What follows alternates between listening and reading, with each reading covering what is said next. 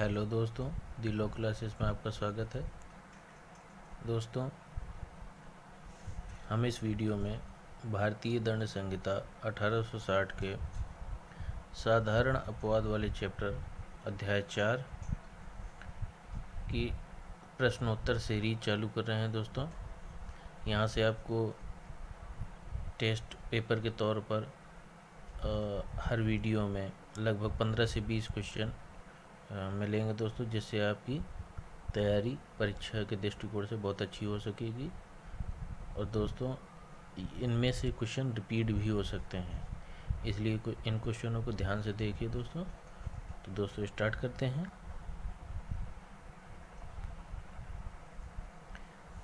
पहला प्रश्न है, यदि किसी व्यक्ति का कृत्य सामान्य अपवाद के अंतर्गत आता है तो उसे कितना दंड दिया जा सकता है।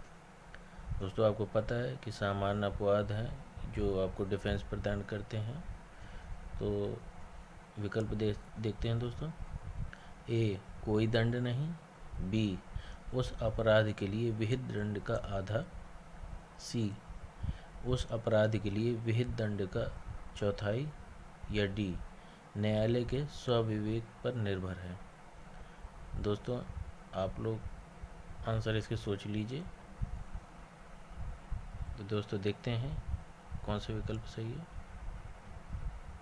इसका आंसर है दोस्तों ए, कोई दंड नहीं, क्योंकि दोस्तों सामान्य अपवाद के अंतर्गत आ रहा है तो उसको बचाव प्रदान किया जाएगा।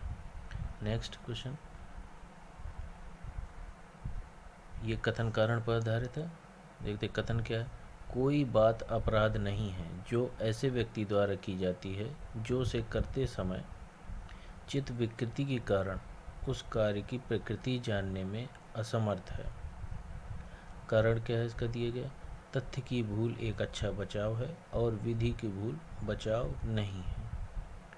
विकल्प ए है, ए तथा आर दोनों सही हैं और आर ए का सही स्पष्टीकरण है।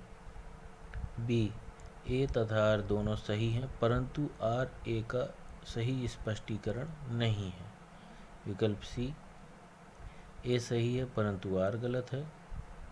विकल्प डी, ए गलत है परंतु आर सही है। दोस्तों, आप इसका उत्तर दे लीजिए। देखते हैं दोस्तों, उत्तर बी,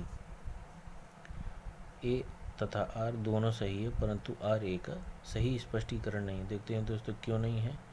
कोई बात अपराध नहीं जो ऐसे व्यक्ति को, देखिए दोस्तों, चित्त विकृत व्यक्ति का कार्य है जो प्रकृति जानने में असमर्थ है, ये तो बात सही है। तथ्य की भूल, दोस्तों चित्त विकृति से यहाँ तथ्य की भूल से कोई ऐसा संबंध नहीं है। तो दोस्तों, इसलिए इन दोनों में रिलेशन नहीं है आपस में, इसलिए सही तो दोनों है अपनी जगह, लेकिन विकल्प बी सही होगा। तीसरा प्रश्न है, विधि की अनभिज्ञता प्रति हेतु नहीं है, सूत्र है ये। तो इसका आंसर क्या होगा। ए विकल्प है, दंडिक अपराधों पर लागू नहीं होता। बी है, अपवाद ग्रहण करता है।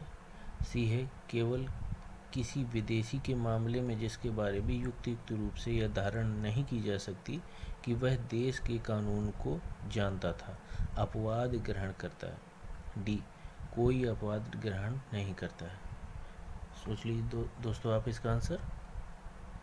तो देखते हैं आंसर डी, कोई अपवाद ग्रहण नहीं करता है। नेक्स्ट देखते हैं दोस्तों, चौथा है, इग्नोरेशिया जूरिस नॉन एग्जीक्यूशन के सिद्धांत से तात्पर्य है विधि की जानकारी न होना माफ़ी नहीं है। तथ्य की जानकारी न होना कोई माफ़ी नहीं है। विधि की जानकारी न होना माफ़ी योग्य है। तथ्य की जानकारी होना माफ़ी योग्य है। इसका देखिए दोस्तों आंसर क्या होगा। आंसर ए है इसका, विधि की जानकारी न होना माफ़ी नहीं मिलेगी दोस्तों इसमें। अगला प्रश्न दोस्तों पांचवा, निम्न लेखकों में से किसने आधारित किया था कि मनुष्य की कानूनी की अज्ञानता इसलिए क्षम नहीं की जा सकती क्योंकि वह उसे जानने के लिए बाध्य है।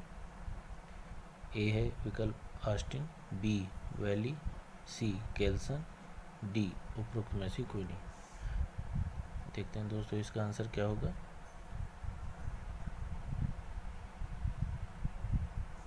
आंसर इसका बी वैली।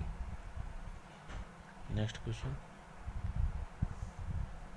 6वां है, का ने सद्भावपूर्वक खा को एक प्रेत समझा तथा ऐसी चोटें पहुंचाई जिससे उसकी मृत्यु हो गई। इस मामले में निम्नलिखित कथनों में से कौन सा सही है। ए विकल्प का दोषी है एवं सदोष मानव वध के लिए दायित्वाधीन है। बी का ने कोई अपराध नहीं किया क्योंकि वह तथ्य की भूल पर बचाव का दावा करने का अधिकारी है। सी का हत्या के लिए दायित्वाधीन है।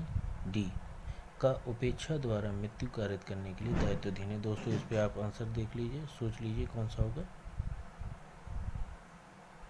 देखते हैं आंसर बी, का ने कोई अपराध नहीं किया क्योंकि वह तथ्य की भूल पर बचाव का दावा करने का अधिकारी है। दोस्तों देखिए यहाँ पे लिखा है वर्ड सद्भावपूर्वक उसने समझा प्रेत, इस कारण से।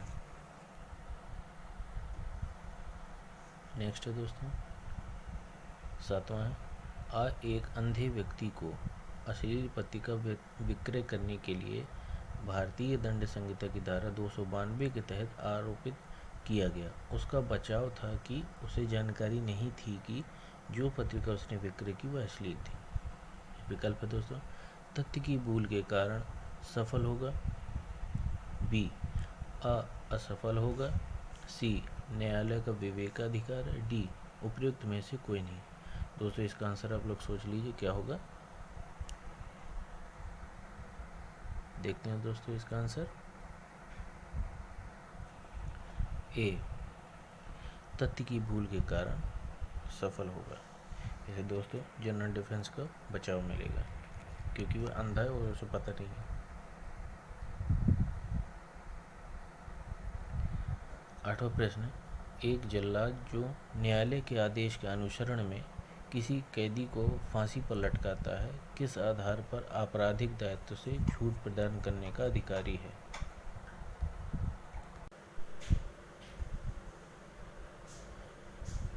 विकल्प ए धारा 77 आईपीसी, बी धारा 79 आईपीसी, सी विकल्प है धारा 76 आईपीसी, डी विकल्प है धारा 78 आईपीसी। तो दोस्तों इसका आंसर सोच लीजिए क्या होगा। देखते हैं दोस्तों इसका आंसर, विकल्प है इसका डी आंसर सही है 78। न्यायालय के आदेश के अनुसरण में किया गया कार्य जो सेक्शन है दोस्तों 78 इसका आंसर होगा।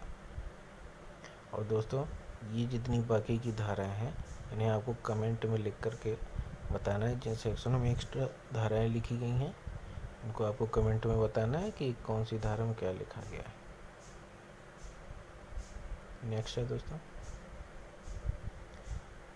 एक पुरुष शिक्षक ने परीक्षा में तलाशी के दौरान एक लड़की को लड़का समझकर उसकी पैंट की जेब में हाथ डाला। यहाँ शिक्षक ने दंड संहिता के आधार किस धारा के अंतर्गत अपराध किया है। धारा 354 आईपीसी, धारा 323 आईपीसी, सी है धारा 509 आईपीसी, डी कोई अपराध नहीं किया। तो ये सिंपल है, कोई अपराध नहीं किया, साधारण अपराध के अंतर्गत आएगा क्योंकि उसे भ्रम हो गया तथ्य की अर्थात भूल गई उससे। उत्तर डी होगा। नेक्स्ट है दोस्तों प्रश्न 10वां है, कुल्हाड़ी से ऐसी जगह लकड़ी काट रही है जहां बच्चे खेल रहे हैं। कुल्हाड़ी उछल जाती है और पास खड़े एक बच्चे को जान से मार देती है। दोषी है, किसी अपराध के लिए नहीं। बी है हत्या के लिए। सी है सदोष मानववध के लिए। डी है उपेक्षा द्वारा मृत्यु कारित करने के लिए। दोस्तों आप लोग सोच लीजिए इसका आंसर क्या होगा।